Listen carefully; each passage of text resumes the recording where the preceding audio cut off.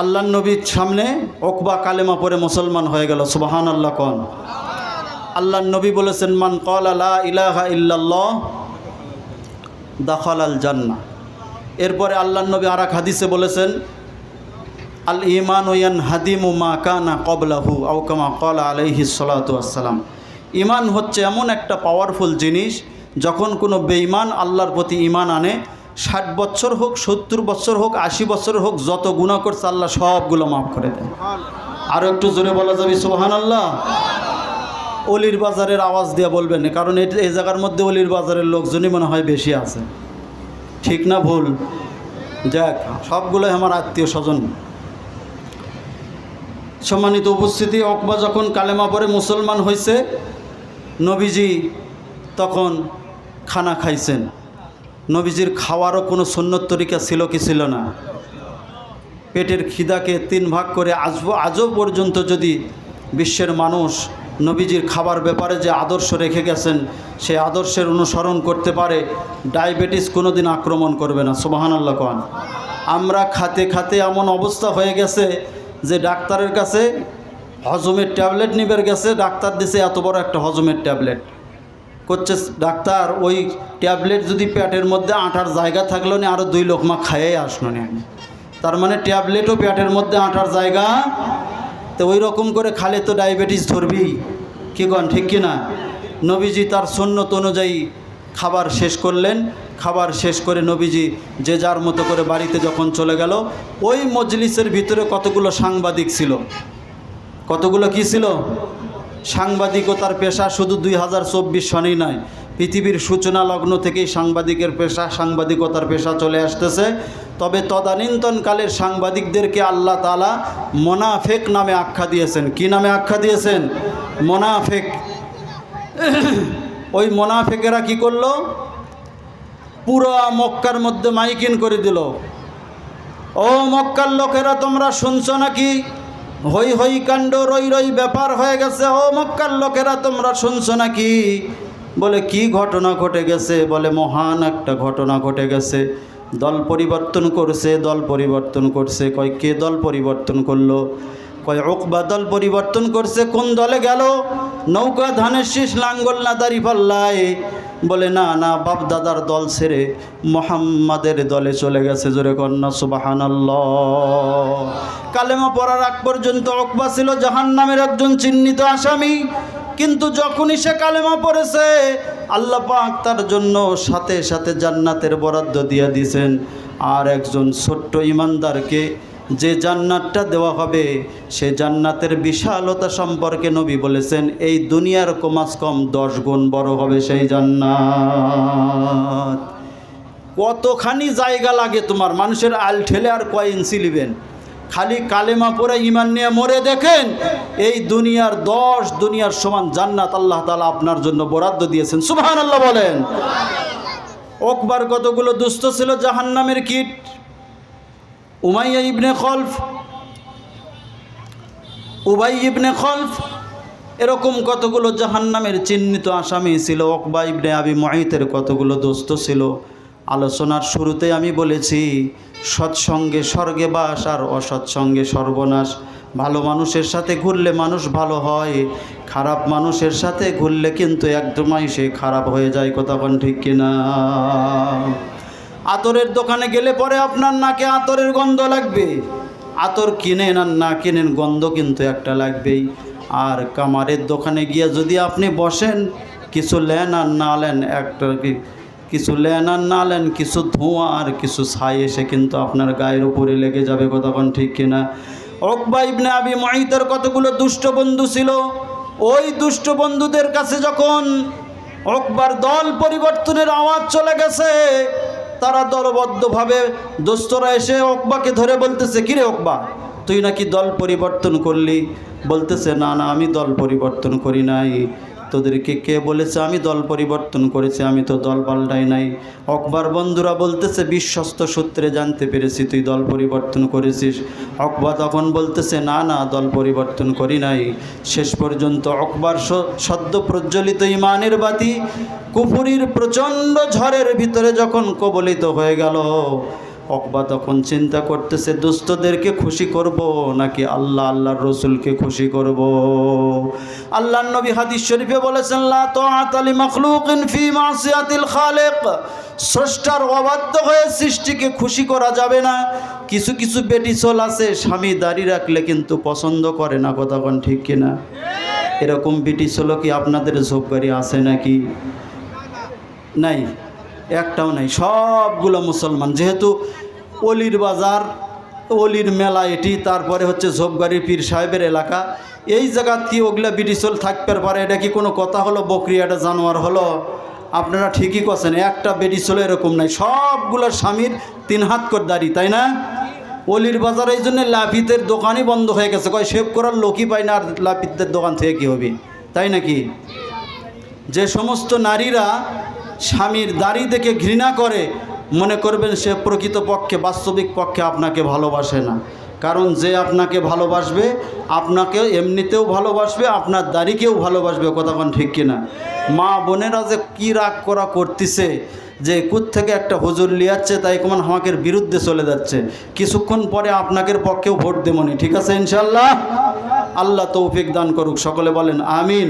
সম্মানিত উপস্থিতি, যে কথা বলতেছিলাম, আল্লাহর নবী বলেছেন স্রষ্টার অবাধ্য হয়ে কোনো কাম করা, এতে বউ থাকে থাক, না থাকে না থাক, সেগুলো দেখার দরকার নাই। বউ মরলে, আজ মরলেই কাল আপনি বিয়ে করতে পারবেন, কিন্তু আল্লাহ যদি নারাজ হয়ে যায়, রসুল যদি নারাজ হয়ে যায়, তাহলে দুনিয়া আখিরাত উভয় জগৎ বরবাদ হয়ে যাবে, কথা বলেন ঠিক কিনা? সম্মানিত উপস্থিতি, এজন্য উকবার ঈমান তখন একটা প্রজ্বলিত বাতিকে যদি স্ট্যান্ড ফ্যানের বাতাসের সামনে রাখা হয়, নেভো নেভো অবস্থা হয়ে যায়, সেরকমভাবে উকবার ঈমানের অবস্থাটা ওই রকম হয়ে গেছে। উকবা খালি কয় দল পাল্টায়নি, আর বন্ধুরা কয় দল পাল্টাছু তো পাল্টাছু তো, আমাকে একবার জিজ্ঞাসাও করল না তো, তোর সাথে কি আমাকে কোনো গণ্ডগোল হচ্ছে? কোনো গণ্ডগোল নাই, কিছু নাই। এখনও এমন মোহাব্বতের মোহাব্বত, একটা সিগারেট ধরে 3 জন টেনে খায়, তারপরেও শেষ হয় না। এরকম মোহাব্বতের মানুষ আছে না নেই? একটা সিগারেট ধরে কয়জন টানে? 3 জন টানে। আমি একদিন ঝাউতলা চেনেন তো আপনারা? তারপরে ওই গ্রামীণ কাস্টমার কেয়ারের ওই জায়গাটার নামটা যেন কি ভুলে গেলাম, জলেশ্বরীতলা, জলেশ্বরীতলা, মাশাআল্লাহ। সেখানে গেছিলাম একটু সিমের কাজে। তো যাওয়ার পরে সেখানে দেখতেছি যারা পান বিড়ির দোকান দেয় ওরাও তো ব্যাককেল সাজা যায়। অন্য অন্য জায়গাতেও মুরব্বীদেরকে দেখলে কিছুটা চেপে খায়, কিন্তু পানের দোকান, বিড়ির দোকান বুড়া মানুষ দিলে, ওই বুড়া হচ্ছে আর কি হচ্ছে, বুড়ো হোক না যাই হোক, ওয়াক দেখে আর কোনো শরম করে না। আর লাতির বয়সের চ্যাংরা এসে কয় চাচা ডারবি সিগারেট দেন তো 2টা, কথা কোন ঠিক কিনা? এবং আবার জিজ্ঞেস করে ম্যাচ কুটি চাচা, তখন চাচা কয়ে দেওয়া তো ঝুলে থুসি বা ওর থেকে ধরেলে। অথচ ওই বয়সের অন্য মানুষকে দেখলে একটু কি করে, চেপে খাওয়ার চেষ্টা করে। যা হোক, যুবক ভাইরা রাগ করেন না, এগুলো কিন্তু আসল কথা, একবারে জেনুইন কথা করছি। সম্মানিত উপস্থিতি, যে কথা বলতেছিলাম, উকবা ইবনে আবি মুঈত তখন বলতেছে আমি দল পাল্টাইনি, মনে আছে আপনাদের? উকবার বন্ধুরা বলতেছে তুই এমনি এমনি বললে আমরা কোনোদিন বিশ্বাস করব না। বলে কি করলে বিশ্বাস করবি যে দল পাল্টাইনি? উকবার বন্ধুরা তখন জাহান্নামের আসামিদের বুদ্ধি তো শয়তান মার্কায় হবে। এজন্য উকবার বন্ধুরা বলল যে আমাদের উপস্থিতিতে মুহাম্মাদের মুখে যদি থুতু নিক্ষেপ করে আসতে পারিস, তখনই আমরা বিশ্বাস করব যে তুই দল পাল্টাস নি। জোরে কর নাউজুবিল্লাহ। কোন মুখে থুতু নিক্ষেপ করতে বলল? যে মুখ আজও কেউ যদি ঘুমের ভিতরে স্বপ্নে, ঘুমের ঘরে কেউ যদি দেখতে পারে মুহাম্মাদুর রাসূলুল্লাহ সাল্লাল্লাহু আলাইহি ওয়াসাল্লামের চেহারা, আজও কেউ যদি ঘুমের ঘরে স্বপ্নের ভিতরে দেখতে পারে, আল্লাহ তাআলা তার জন্য জাহান্নামকে হারাম করে দেবে। জোরে কর না সুবহানাল্লাহ। কোন মুখে থুতু নিক্ষেপ করতে বলল গো? যেই মুখের দিকে এক পেট ক্ষুধা নিয়ে চেয়ে থাকলে পারে পেটের ক্ষুধা পর্যন্ত নিবারণ হয়ে যায়। কোন মুখে থুতু নিক্ষেপ করতে বলল? যেই মুখের দিকে হযরত হাসান হুসাইন রাদিয়াল্লাহু আনহুমা পেটের ক্ষুধা নিয়ে হযরত হুসাইন যখন নানার কাছে গিয়ে যখন নানার চেহারা মোবারকের দিকে তাকাইতো, এক নজর দেখার সাথে সাথে পেটের ক্ষুধা নিবারণ হয়ে যাইত। জোরে কন্যা সুবহানাল্লাহ। সেই মুখের উপরে থুতু নিক্ষেপ করতে বলল। আসলেই তো তারা জাহান্নামের চিহ্নিত আসামি, কথা বলেন ঠিক কিনা? শেষ পর্যন্ত উকবা ডিসাইড করে নিল, সিদ্ধান্তে আসলো বন্ধুদেরকে নারাজ করা যাবে না। আল্লাহর রসুল নারাজ হয় হোক না কেন, নাউজুবিল্লাহ, সিদ্ধান্ত নিয়ে নিল যে বন্ধুকে নারাজ করা যাবে না, বন্ধুদেরকে খুশি রাখতে হবে। উকবা ইবনে আবি মুঈত তখন তার বন্ধু বান্ধবদেরকে সাথে করে নিয়ে নবীজির মুখের সামনে থুতু মারার জন্য আসতেছে। আমার আপনার নবী, বিশ্ব নবী জনাবে মুহাম্মাদুর রাসূলুল্লাহ সাল্লাল্লাহু আলাইহি ওয়াসাল্লাম খানাই কাবার আঙ্গিনায় বসে কোরআন তেলাওয়াত করতেছিলেন। রসুলকে কেউ কোনোদিন আগে সালাম দিতে পারে নাই।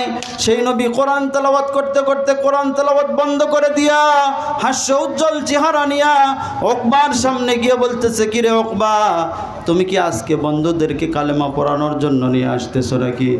উকবা ইবনে আবি মুঈত বলে, ও মুহাম্মদ সাল্লাল্লাহু আলাইহি ওয়াসাল্লাম, তুমি ভুল সিদ্ধান্তের উপরে আসো। আমি মূলত কালেমা পড়ার জন্য আসি নাই। আমার বন্ধুরা বলতেছে আমি নাকি দল পরিবর্তন করেছি।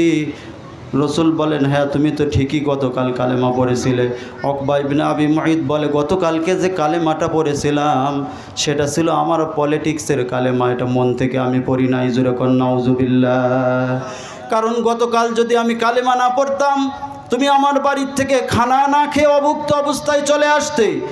আর তোমার মতো মানুষ যদি আমার বাড়ি থেকে অভুক্ত অবস্থায় চলে আসতো, সমাজের মানুষকে আমি মুখ দেখাতেই পারতাম না। সমাজের মানুষ আমাকে নিন্দা করতো, গালমন্দ করতো যে মুহাম্মাদের মতো ভালো মানুষ কি যেন খারাপ আচরণ করেছে, যার কারণে উকবার বাড়ি থেকে খানা না খেয়ে আসছে। সুতরাং গতকাল যে কালেমা আমি পড়েছিলাম সেই কালেমাটা ছিল পলিটিক্সের কালেমা, সেই কালেমাটা ছিল আমার সম্মান বাঁচানোর কালেমা। জোরে কন্যা নাউজুবিল্লাহ। কোরআনের ঘটনা কতটা নাই সত্য আমরাও যুগে যুগে দেখেছি। আজ থেকে 16-17 বছর আগে, এই যে 17 বছর ধরে যে জালেম জুলুম করলো, এই জালেমও কিন্তু 17 বছর আগে ক্ষমতায় আসার আগে মাথায় পট্টি বেঁধেছিল, হাতে তসবিহ নিয়েছিল। আপনাদের মনে আছে নাকি? মনে আছে নাকি? ক্ষমতা পাওয়ার পরে মাথার পট্টিও শেষ, তসবিও শেষ, কোথায় চলে গেছে আর কেউ খুঁজে পায় না। কতক্ষণ ঠিক কিনা? সংসদে দাঁড়িয়ে বলতো, ঘুম থেকে ওঠার পরে প্রথমে জায়নামাজ খুঁজে, গণভবন যখন লুট হলো এত কিছু পাওয়া গেল, শর্ট কিছু কাপড়ও পাওয়া গেছে, কিন্তু আপনারা দেখছেন ভালো করে, হাসিনার বাড়ির থেকে কিন্তু একটা জায়নামাজও বাড়ায়নি। কতক্ষণ ঠিক কিনা? তাহলে সংসদের মতো মহান জায়গায় দাঁড়িয়ে সে মিথ্যা কথা বলছে, ঠিক কিনা বলেন? ঘুম থেকে ওঠার পরেও জায়নামাজ খুঁজে, জায়নামাজ থাকলে না তুই খুঁজে পাবো খালা, তোর বাড়ির তো জায়নামাজই নেই, খুঁজে পাচ্ছ কোন জায়গা? আপনারা দেখছেন না যখন গণভবন লুট হলো, কিবেন ছোটো ছোটো কাপড় চুপড় পর্যন্ত সোলবল বার করছিল, ঠিক কিনা কোন? একটা জায়নামাজ দেখছেন? একটা জায়নামাজও নাই। আর এই কথা কোশ্চেনও দেখে 1 বছর আমার কি করা লাগছে, চিল্লা দিয়ে আসা লাগছে জেলখানার মধ্যে। তো লস নাই। আবার মাঝে মধ্যে খবর শোনা যাচ্ছে যে চট করে আবার নাকি দেশের মধ্যে বলে ঢুকে পড়বি। আপনারা এরকম খবর শুনছেন না? আমরা তো দেশ ছেড়ে পালাবের কইনি, তুমি পালাছো কে খালা? ইতিহাস থেকে যারা শিক্ষা গ্রহণ করে না তাদের অবস্থাটা এরকমই হয়, ঠিক কিনা বলেন? সম্মানিত উপস্থিতি, আমরা তো কতজনকে দেখলাম, একবার আমরা এনা টুপিওয়ালাকে ক্ষমতায় দিয়ে দেখি তো এরা কি করে, কি কন? একটা বারে না দেখা দরকার আছে না? একে একে শেষ করেছি, সবার দেখা হইল শেষ, দেখতে দেখতে গল্লাই গেল আমার সোনার বাংলাদেশ, ঠিক কিনা?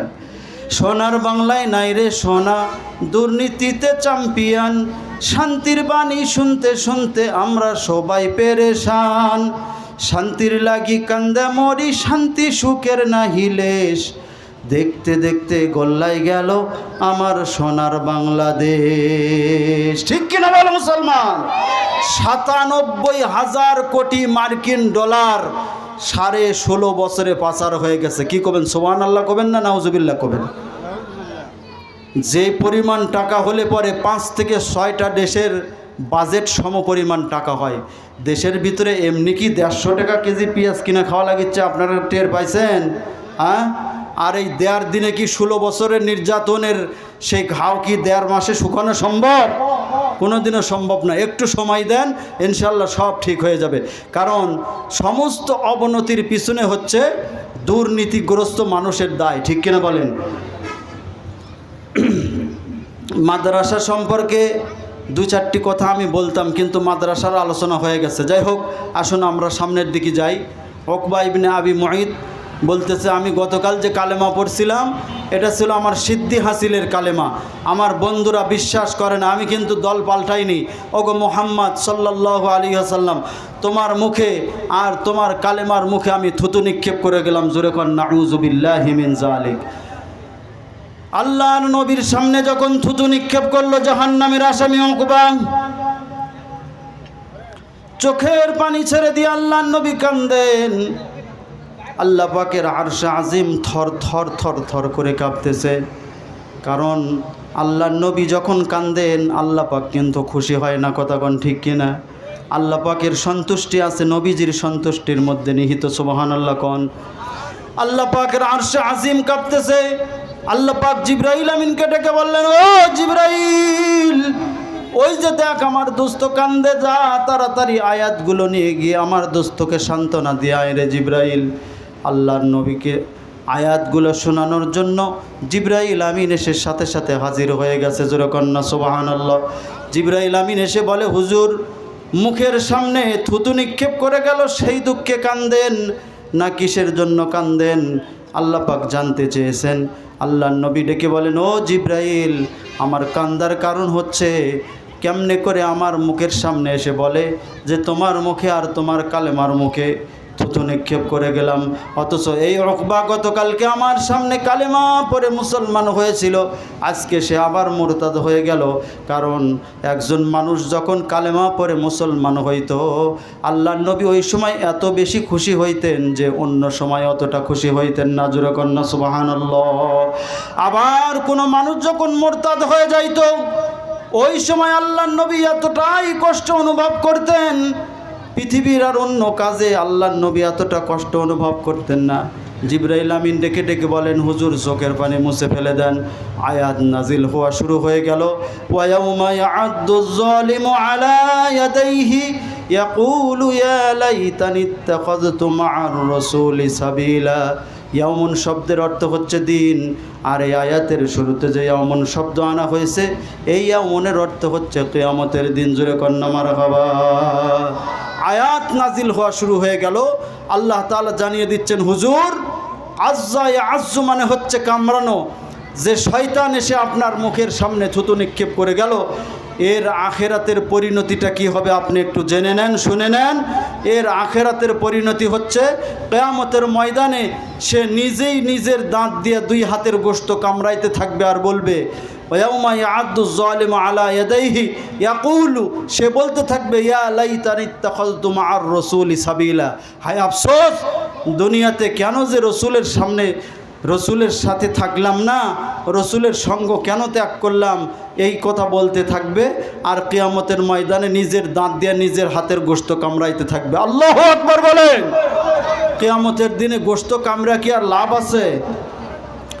আরও সেদিন সে বলতে থাকবে, ইয়া ওয়াইলাতা লাইতানি লাম আত্তাখিয ফুলালান খলিলা। আল্লাহু আকবার বলেন। আমি ক্ষুদ্রতাই বুঝিতে পারি না, ও গো মহা মহিয়ান, তুমি সবখানে বিরাজমান, তুমি সবখানে বিরাজমান। পাহাড় সাগরে নদীর কল্লোলে, ঝরনার নূপুরে, বাতাসের হিল্লোলে, উষার মরুর তপ্ত বালুকায়, শুনি তোমার গুণগান। তুমি সবখানে বিরাজমান, তুমি সবখানে বিরাজমান। যেরকম মারহাবা। উকবা সেদিন আরো বলতে থাকবে, হায় আফসোস, দুনিয়াতে যদি অমুক অমুক অমুক অমুককে বন্ধু হিসাবে গ্রহণ না করতাম, আলেম ওলামাদেরকে যদি দোস্ত বন্ধু হিসাবে গ্রহণ করতাম, ওবায়দুল কাদেরের দল যদি না করতাম, শেখ হাসিনার দল যদি না করতাম, তাহলে আজকে বাড়িঘর ছেড়ে আমাদেরকে পলায়ন করে থাকতে হতো না। কথা কোন ঠিক কিনা? এরকম আফসোস কিছু মানুষ দুনিয়াতেও করবে, আখেরাতেও করবে। আর এই মানুষগুলো আশা করে আছে তাদের আপা বলে ম্যাডাম নাকি আবার ফিরিয়ে আসবে। না না না না, ইতিহাস কোনোদিন স্বৈরাচারকে দুইবার চান্স দেয় না। কথা কোন ঠিক কিনা? ইতিহাস কোনোদিন কোনো স্বৈরাচারকে দ্বিতীয়বার চান্স দেয়নি। নমরুদ ফেরাউনের ইতিহাস থেকে শুরু করে আমরা লেডি ফেরাউনের লেডি ভার্সনকে পর্যন্ত দেখলাম। ইতিহাস মানুষকে ক্ষমাও করে না, দ্বিতীয়বার জুলুম করার সুযোগও দেয় না। ঠিক কিনা বলেন? সুতরাং আশায় আশায় থেকে কোনো লাভ নেই। আর যদি একবার আশার চিন্তা করেই থাকো, আমার 16 কোটি বাংলার 18 কোটি মুসলমান এখনও জীবিত আছে এবং তাদের 2 হাত রেডি আছে। কতক্ষণ ঠিক কিনা? মা বোনদের মুড়া ঝাঁটা আছে, পুরুষদের বাপজানদের ছেঁড়া স্যান্ডেল আছে। যদি খাবার চাও তো টপ করে ঢুকে পড়ো, দেখো যে স্যান্ডেলের বাড়ি আর ঝাঁটার বাড়ি কেমন লাগে। কতক্ষণ ঠিক কিনা? মুসলমান এজন্য যার তার সাথে ঘোরা চলবে না, যার তার সাথে দোস্তি স্থাপন করা যাবে না। 16 বছরে কেউ মনে করছিল না যে নৌকা শুধু চালিয়েই যাবে, কিন্তু কোনো দিন এক সময় হুট করে পায়ের নিচে থেকে নৌকা চলে যাবে, বইটা হাতে নিয়ে বসে থাকবে, এরকম দিনটাও যে আসবে কোনো দিন তারা চিন্তা ভাবনা করেনি। যার কারণে ধরাকে সরাজ্ঞান তারা করেছিল, সরাজ্ঞানও করেনি। যা হোক, ইয়া ওয়াইলাতা লাইতানি লাম আত্তাখিদ ফুলানান খলিলা, কিয়ামতের দিনে আফসোস করে বলতে থাকবে, হায় আফসোস, অমুক অমুককে যদি দোস্ত হিসাবে বন্ধু হিসাবে গ্রহণ না করতাম, তাহলে আজকে আমার নিজের দাঁত দিয়ে নিজের গোশতকে কামড়াইতে হতো না। জোরে কন্যা নাউজুবিল্লাহ। এই জন্য আপনাদেরকেও বলি, যাক তাকে দোস্ত বন্ধু হিসাবে গ্রহণ করবেন না। সৎসঙ্গে স্বর্গে বাস, অসৎসঙ্গে সর্বনাশ। ভালো মানুষের সাথে ঘুরলে ভালো হওয়ার সম্ভাবনা থাকে, পসিবিলিটি থাকে। খারাপ মানুষের সাথে যদি আপনি সঙ্গ দেন, এক সময় আপনি কখন খারাপ হয়ে যাবেন আপনি নিজেও বুঝতে পারবেন না। কতক্ষণ ঠিক কিনা? আমার ওস্তাদ বলতেন যে শয়তানের সাথে যদি ফেরেশতা জিবরাইলও ঘুরে, ফেরেশতা জিবরাইলও একদিন শয়তান হওয়ার সম্ভাবনা হয়ে যায়। ঠিক কিনা বলেন? কারণ সৎসঙ্গে স্বর্গে বাস, অসৎসঙ্গে কি নাশ? সর্বনাশ। সম্মানিত উপস্থিতি, আমি আমার তেলাওয়াতকৃত আয়াতের শানে নুজুল বলেছি, সরল অনুবাদ করেছি। এখন আর দীর্ঘ আলোচনার দিকে যাচ্ছি না, আমি শেষের দিকে যাচ্ছি। কারণ আমি অসুস্থ মানুষ, আপনারা সকলেই ভালো করে জানেন, এবং আগামীকাল আমাকে ঢাকায় যেতে হবে ইনশাআল্লাহ। আমি আপনাদের সকলের কাছে দোয়া চেয়ে, সকলের জন্য দোয়া করে আজকের মতো আলোচনা এখানেই শেষ করতে চাচ্ছি। আপনারা মনে কষ্ট নেন না, আমি যদি সুস্থ থাকতাম তাহলে আরও কিছুক্ষণ আলোচনা আপনাদেরকে শোনাইতাম।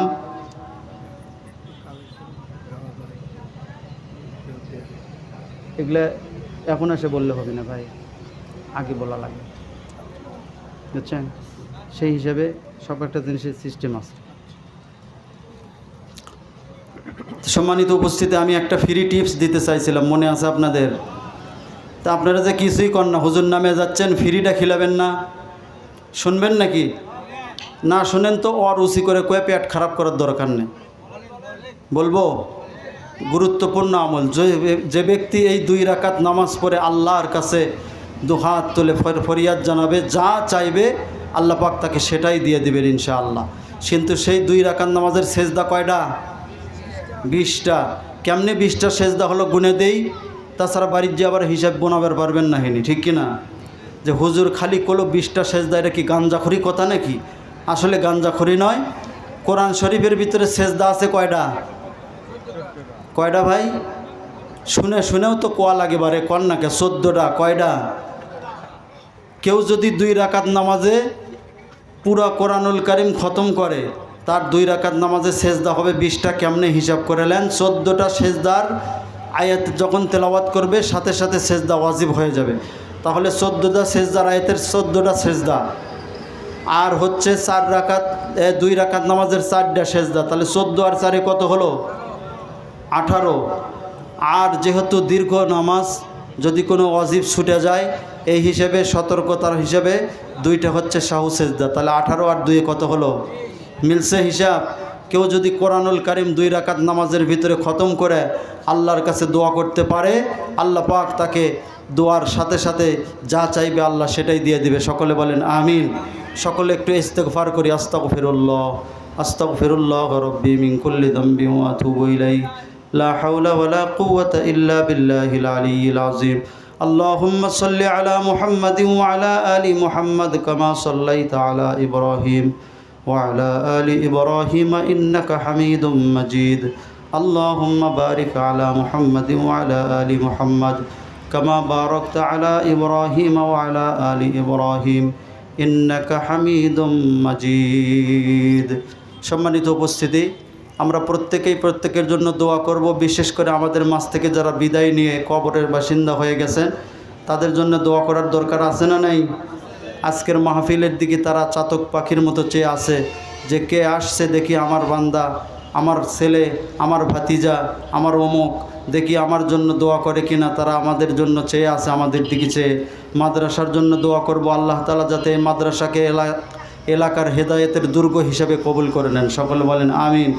অত্র মাদ্রাসাকে আল্লাহ তাআলা উত্তর দাওরা হাদিস পর্যন্ত কবুল করে নিক। সকলে বলেন আমিন। অত্র মাদ্রাসার শিক্ষার আলো এলাকার ভিতরে ছড়িয়ে দিক। সকলে বলেন আমিন। আল্লাহুম্মা আমিন। রব্বানা যালামনা আনফুসানা ওয়া ইল্লাম তাগফির লানা ওয়া তারহামনা লানাকুনান্না মিনাল খাসিরিন। রব্বানা আতিনা ফিদ দুনিয়া হাসানাতাও ওয়া ফিল আখিরাতি হাসানাহ ওয়া কিনা আযাবান নার। ওগো আসমানের মালিক, জমিনের মালিক, সর্বময় ক্ষমতার অধিকারী আল্লাহ, আরশে আজিম থেকে রহমতে নজর দিয়ে একবার আমাদের দিকে চেয়ে দেখো। কোরআনের মাহফিলে তোমার কতগুলো কোরআন পাগল পারা বান্দা বান্দিদেরকে সাথে নিয়ে আমি গুনাহগার দোকানে হাত উত্তোলন করেছি। আল্লাহ তাআলা মাহফিলের শুরু থেকে এই শেষ পর্যন্ত যারা বসে থেকে কোরআনের আলোচনা শুনল, মাবুদরে বিদায় লগ্নে আমি কি দিয়ে বিদায় দিব? আল্লাহ তাআলা তাদের সকলের জন্য দোয়া করি আজকের এখান থেকে বিদায় হওয়ার আগে আমাদের সকলের জিন্দেগির অপরাধগুলো মাফ করে দাও। কিয়ামতের দিনে কঠিন মুসিবতের সময় এ মাহফিল আমাদের সকলের জন্য নাজাতের জরিয়া বানিয়ে দিও আল্লাহ। রব্বে কারিম, দারুল মাআরিফ আল ইসলামিয়া মাদ্রাসা কর্তৃক আয়োজিত আজকের মাহফিল আল্লাহ তাআলা মাদ্রাসাকে কবুল করে নাও। আল্লাহ তাআলা মাদ্রাসার तमाम জরুরিয়াত গায়বী খাজানাত থেকে পূরণ করে দাও। আয় আল্লাহ তাআলা, মাদ্রাসার প্রিন্সিপাল শিক্ষা কার্যক্রম সম্পর্কে যত কিছু তার মাথায় উনি প্ল্যান পরিকল্পনা নিয়েছেন সবগুলোকে বাস্তবায়ন করার তৌফিক দান করে দাও আল্লাহ। মাদ্রাসার শিক্ষকেরা আল্লাহ তাআলা যত সামান্য বেতন নিয়ে সার্ভিস দিয়ে থাকেন আল্লাহ তাআলা তাদের সকলের সংসারের বরকত আর খায়ের কল্যাণ দান করে দাও আল্লাহ রব্বুল আলামিন। মাদ্রাসায় যারা পড়ে আল্লাহ তাদেরকে কবুল করে নাও। মাদ্রাসাকে যারা মহব্বত করে আল্লাহ তাদেরকে কবুল করে নাও। মাদ্রাসাকে যারা সময় দিয়া, শ্রম দিয়া, বুদ্ধি দিয়া যে যেভাবে সহযোগিতা করে সকলের সহযোগিতাকে তুমি কবুল আর মঞ্জুর করে নাও আল্লাহ রব্বুল আলামিন। এই মুহূর্তে মনে পড়ে গেল, জানি না কার যেন মা নাই, কার যেন বাবা নাই, কে যেন এই দুই হাত দিয়ে মা বাবার কবরে মাটি দিয়ে সেই দু হাত তোমার দরবারে তুলে ধরেছে আল্লাহ রব্বে কারিম। আল্লাহ, মার কথা মনে হইলে তো কলিজা ফেটে যায় রে মাওলা। আয় আল্লাহ তাআলা, একটি মাত্র অক্ষর নাম মা, কিন্তু পৃথিবীর সমস্ত মায়া মোহব্বত তার ভিতরে তুমি কল্যাণ নিহিত রেখেছো আল্লাহ রব্বে কারিম। দিনের পর দিন চলে যায়, আবার দিন চলে আসে, কিন্তু মা বাবা যদি একবার বিদায় হয়ে যায় আর তো ফিরে আসে না রে মাওলা। বছরের পর বছর যদি অসুস্থ হয়ে পড়ে থাকে, সকালবেলা বাড়ির থেকে বের হয়ে গেলে সন্ধ্যায় বাড়িতে ফিরলে তারপরেও মার চেহারাটা দেখা যায়, কিন্তু একবার যাদের মা বাবা বিদায় হয়ে গেছে আল্লাহ তাআলা আর তারা কিয়ামত পর্যন্ত মা বাবাকে দেখতে পারবে না মাওলা। রব্বে কারিম আল্লাহ, সেই সমস্ত মা বাবার জন্য দোয়া করি আল্লাহ তাদের দুনিয়ার হায়াতের জিন্দগির অপরাধ মাফ করে দিয়ে তাদেরকে বেহেশতি মানুষ হিসাবে কবুল করে নাও। আল্লাহ তাআলা আমাদের আব্বা আম্মা যারা বিদায় নিয়ে চলে গেছে তাদের কবরে অনাবিল শান্তির ব্যবস্থা করে দাও। মা বাপ যাদের এখনও জীবিত আছে নেক হায়াত দারাজ করে দাও। আয় আল্লাহ তাআলা, মা বোনদের জন্য দোয়া করি আল্লাহ তাআলা তাদের সকলকে পর্দানিশীন বানিয়ে দাও মাওলা। 5 ওয়াক্ত নামাজি বানিয়ে দাও। খাদিজাতুল কুবরার চরিত্র গ্রহণ করার তৌফিক দান করে দাও আল্লাহ। রব্বে কারিম, আমাদের ভিতরে যারা অসুস্থ আছেন আয় আল্লাহ তাআলা অসুস্থদেরকে তুমি শিফায়ে আজেলা দায়েমা কামেলা নসিব করে দাও। আয় আল্লাহ তাআলা, আমি তো অসুস্থ, তোমার জানার বাকি নাই রে মালিক। আল্লাহ তাআলা, তুমি মোরতাকে জিন্দা করতে পারো, মরা গাছে ফুল ফোটাইতে তোমার কোনো সময় লাগে না রে মাওলা। দুরারোগ্য ব্যাধিগ্রস্ত মানুষকেও তুমি বছরের পর বছর জীবিত রাখতে পারো, তুমি সেই মালিক। আয় আল্লাহ তাআলা, তোমার কাছে দোয়া করি, এতগুলো মানুষ নিয়ে দোয়া করতেছি মালিক, দয়া করে মেহেরবানি করে তুমি আমার চোখের আলো ফিরিয়ে দাও, আবার দুনিয়া দেখার সুযোগ দান করে দাও আল্লাহ। রব্বে কারিম, আমরা বিশ্বাস করি যা বলেছি তুমি শুনেছ এবং কবুল করে নিয়েছো আল্লাহ। আল্লাহ, আমাদের বিশ্বাসকে ভেঙে দিও না মাওলা। সে বিশ্বাস নিয়েই হাত নামাচ্ছি। দুনিয়ার থেকে যখন বিদায়ের সময় আসবে আমাদের সকলের মুখে জারি করে দিও লা ইলাহা ইল্লাল্লাহু মুহাম্মাদুর রাসূলুল্লাহ সাল্লাল্লাহু আলাইহি ওয়াসাল্লাম। আসসালামু আলাইকুম ওয়া রাহমাতুল্লাহ।